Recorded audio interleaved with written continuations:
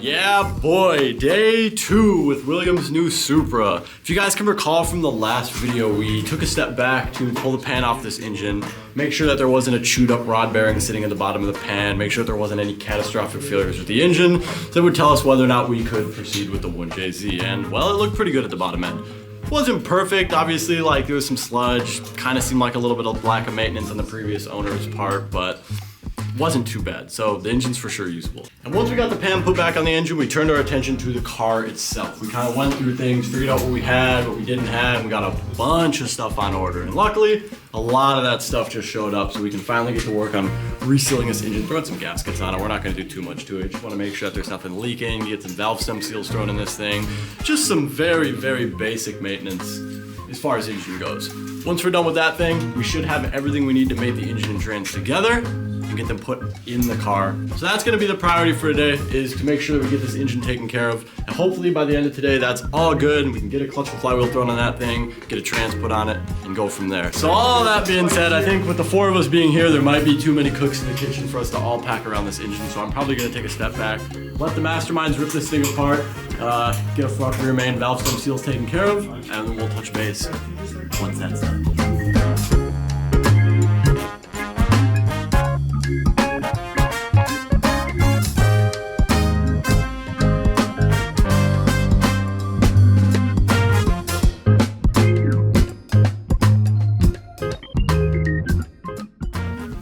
So, Will, how do you feel about the current condition of this cylinder head? It's not perfect, but like, I'll live with it. I'm not gonna like, this is the 1JZ I've got, so let's go. Here's the 1JZ we're using.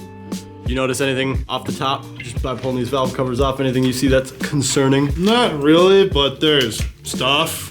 For example, as we can see, we have a lot of sludge buildup in the webbing of the cylinder head. That's normally indicative of lack of maintenance. Definitely not the worst I've ever seen, but not the cleanest I've ever seen. For sure, yeah. This engine didn't live an easy life, that's for sure. No, it didn't. Do your regular oil changes, and like, you know, especially considering how Will's gonna drive this, maybe spend some extra money on some good quality oil and change it frequently. Yeah, take care of your That is the moral of the story. Guess what? $150 in an oil change is a lot fucking cheaper than $10,000 in a rebuild. Absolutely.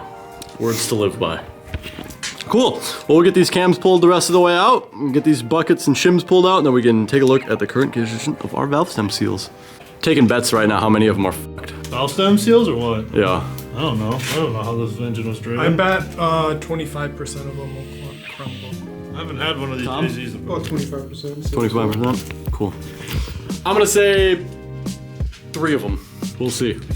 We don't really know if it's smoky since the engine hasn't been in the car. Yeah. We have not seen this engine run, so this is just hypothetical. We're just taking guesses based off of,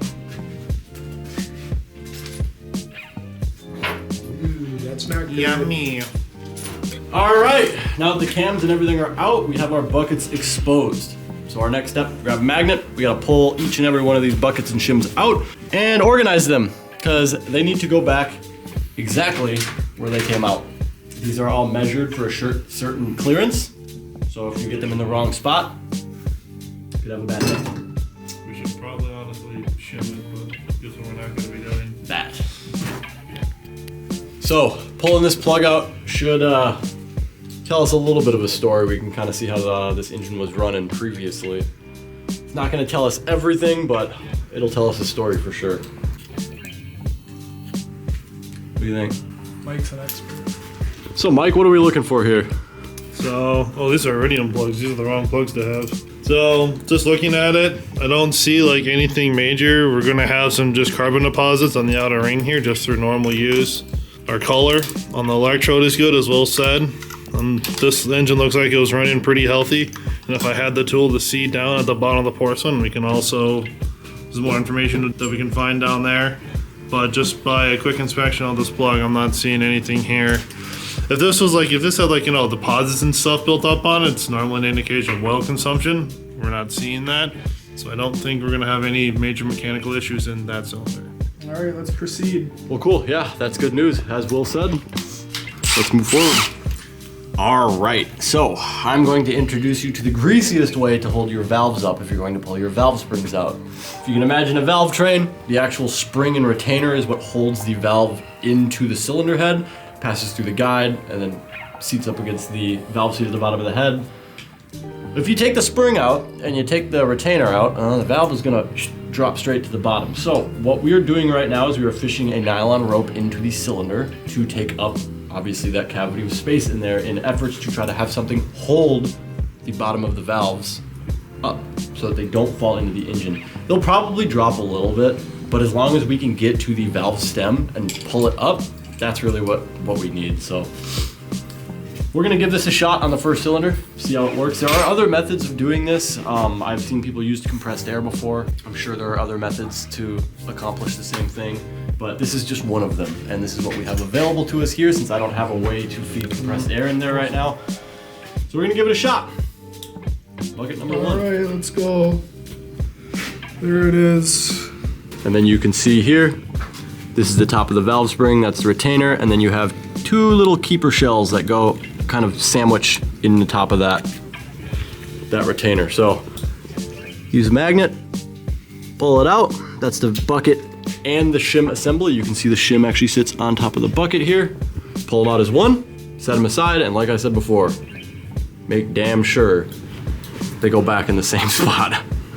Or you will have problems. Yes, a bad day will be had. Yeah, not necessarily a good thing to do. Oh, by the way, this is Tom. Tom's the newest member of the team. He's gonna be filming for the most part, but he's got a pretty cool 300C. You'll see it eventually. All right, so we did one of these so we didn't look dumb on camera, but effectively we have a tool that we are going to set on the top of the valve, compress the valve, and then the keepers will shoot out into our tool, and then we can let everything up just like that one. So, just like that, and then you come up, You don't wanna. and there's a magnet on the inside of here to grab our keepers.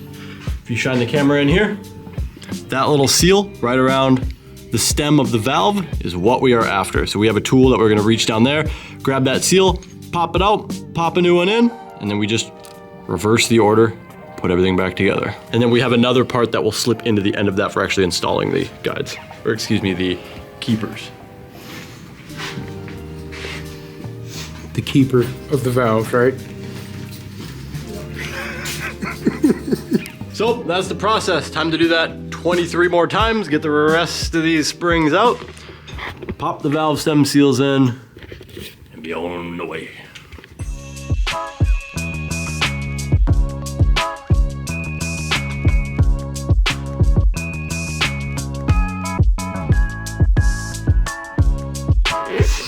All right, so the valve springs are out. Let's pull one of these seals and see what they look like. All right, that one's together. All right, yep, we got one together. You can see it's got this little spring that runs around the edge that holds tension on the seal itself around the valve stem. I don't see any failures. Oh, you do. This valve stem seal was falling apart. You probably can't see that super well on camera, but good thing we changed these. What do you think? The rubber is really hard. It's still malleable, but I feel like it should be softer. It's just falling apart in my hands. So yeah, if these weren't leaking, they were gonna be a problem eventually. So we're being proactive about something for once. Okay, so cylinder one is apart. We have the valve stem seals out, we got the springs out, we got everything out. And yeah, they were trashed, so it's a good thing we were doing this. So for reinstall, before we just get to throwing parts back in it, clean your ass and clean your surfaces. So we're gonna pull all the crap that has been laying at the bottom of these little wells for who knows how long, and then we'll install the new seals. And it's the same tool that we use for install that we used to take them out. It's just instead of pulling, you just pop it.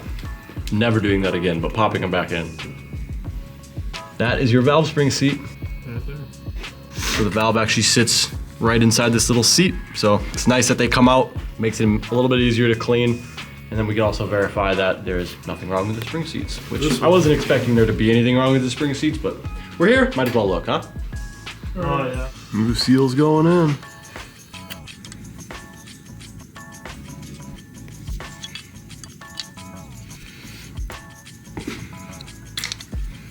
think those are on. Do you not have the for like a real install tool? This is my install tool.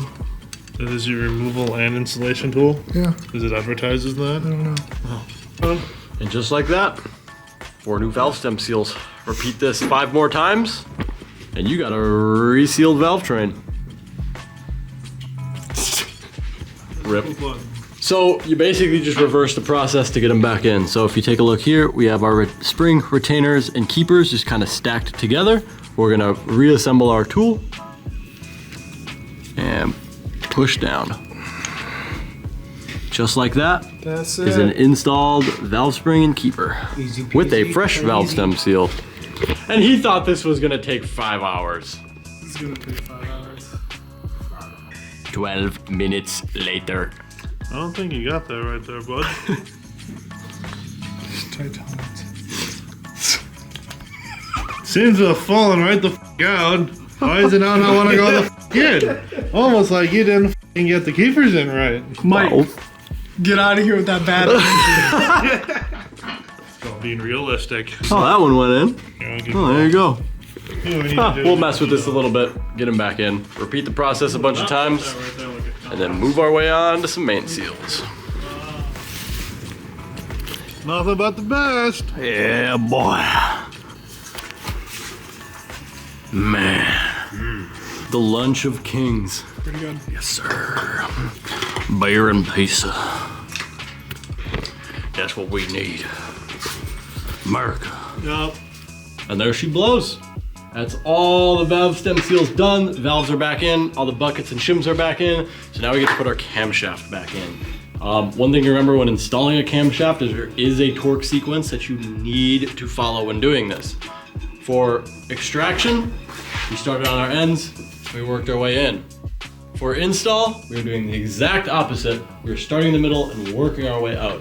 And then between torque sequences, so you'll maybe do 15 pounds, 30 pounds, whatever your torque sequence is, they'll have you turn the cam. What is it, 90 degrees?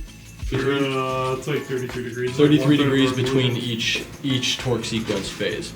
Super important that you follow this step. Cams can bend, cams can break. You can mess up a lot. So take your time when doing this, but we're gonna quickly throw these cams back in. Hopefully our 7M valve covers end up working, or excuse me, 7M valve cover gaskets. There were a few places that we read that said the 1J and the 7M share the valve cover gasket. Looks like that might be not the case, unless we got the wrong gasket or something, but we're going to figure out what we're gonna do there. But we're looking good. And it turns out pretty much all of the valve stem seals were cooked. A lot of them were like missing the little spring on the top. Some of them were just cracking apart. Yeah. So it needed to get done, and I'm glad we took the time to do it. But now that we're done, we can move forward. Kyle's happy, Will's happy. Everything's looking good. You ready to drop this damn thing in? Let's go. Let's do it. Well, that one fit. So this one is the old one. This one is the new one. Oh no, they So this sent is us the for wrong 2J. shit. I mean, I ordered a 2JZ. Oh, I thought fair. They'd be the same. Yeah, I guess. Or am I gonna order a 1JZ cam seal? I don't know. Well, we may have to hit the drawing board. That really sucks. That would stop us from being able to finish this today. I mean, we'll be able to get the cams in, but we won't be able to. Put the Put the seals cam on or seals the in. timing and anything like that. But we can get the front and rear main done today. So there's at least that. That's unfortunate. Drift motion. You get your 1J parts from drift motion. Absolutely. Aaron will come through, so I'll give him a call when we leave here today. Hopefully source some cam seals. Right.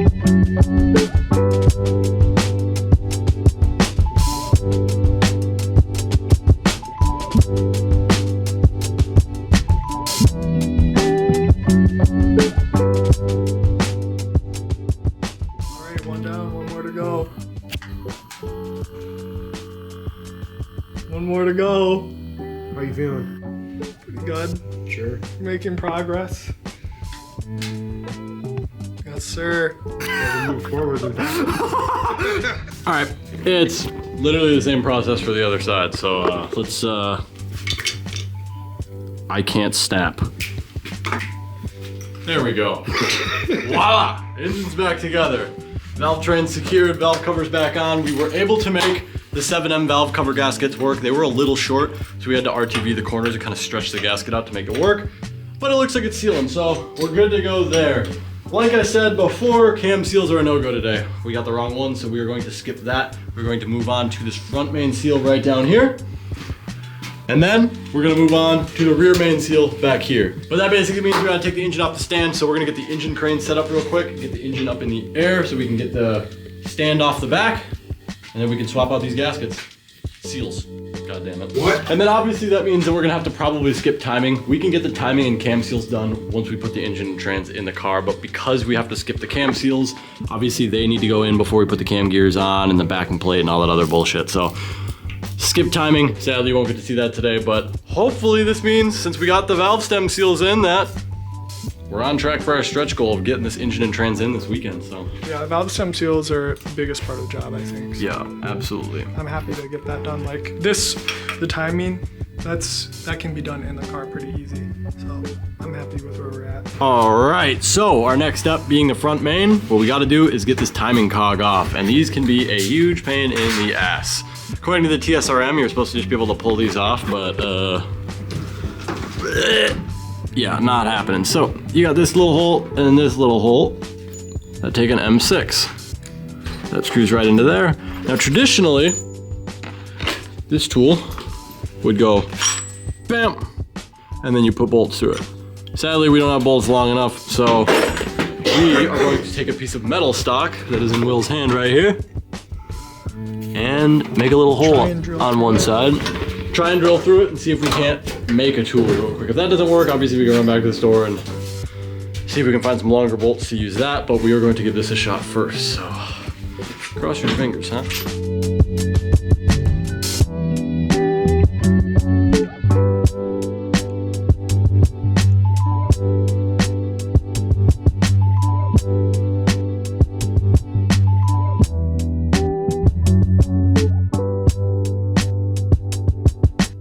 Bingo.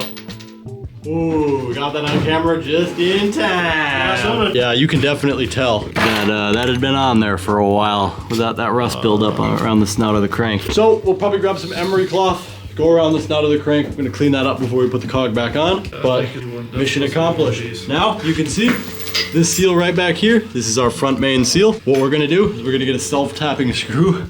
We're gonna shoot the self-tapper direct. I usually use one of these little slots right there to kind of hold the head of the screw. Screw it in, grab a plier, pull the damn thing out.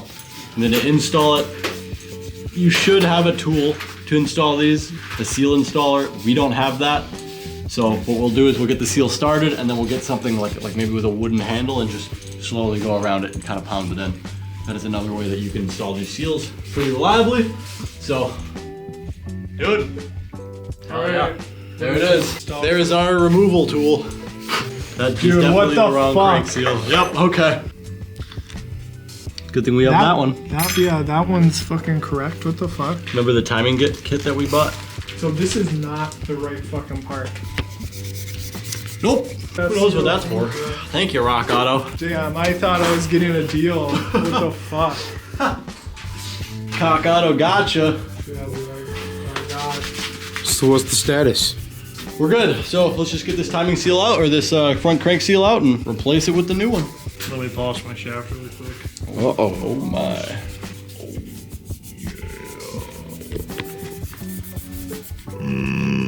Yeah, pretty boy.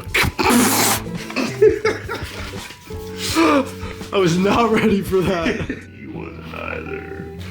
Chill. No.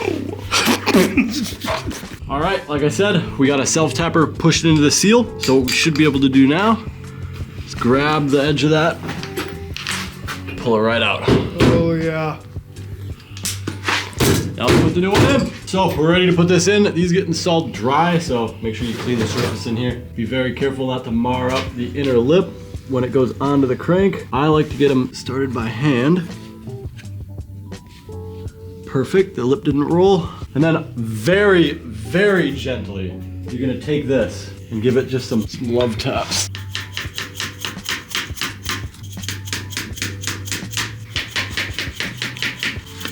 And the key is you wanna make sure you're hitting this flat. If you go in at it and kind of get the edge of your wood on like the face of the seal, you'll just kink the seal and it's no good. So be very careful to make sure you're getting this tool flat. And again, this is the janky way to do this. There is an actual tool for installing these, but I don't have one. We don't got it. I don't know. And then you whip out your dial indicator to measure that it's installed at the right depth. Well, the seal is in. Be good enough. Good enough. So basically the same thing for the rear main. So what we got to do for that one is get the engine off the stand, dangle it in the air, do the exact same process, use a self-tapper to pull the rear main out, and then do that exact same process on the back. I'm not going to film it because my camera is dying, so. Ta-da! Just like that, we got a resealed engine, top to bottom. Cleaned out the oil pan, got the oil pan resealed, got new valve cover gaskets, valve stem seals, front main, rear main, and then hopefully our cam seals will show up pretty soon. The correct cam seals. But for now, we're gonna put this engine back on a stand and call it for the night. It is Like right in here. too late, so I wanna go home. Judging by the color of your skin. Yes, it is time to call it a day. I would like to go to bed. So we're gonna pack it up, head home. We'll be back here tomorrow to do the transmission side. Get all that stuff purdied up and put back on the engine. And then maybe we find cam seals. That'll probably be a next week thing, but good progress, yeah. With that being said, I think this video is coming to an end. If you liked what you saw, make sure you like, comment, subscribe. We'll see everybody next time.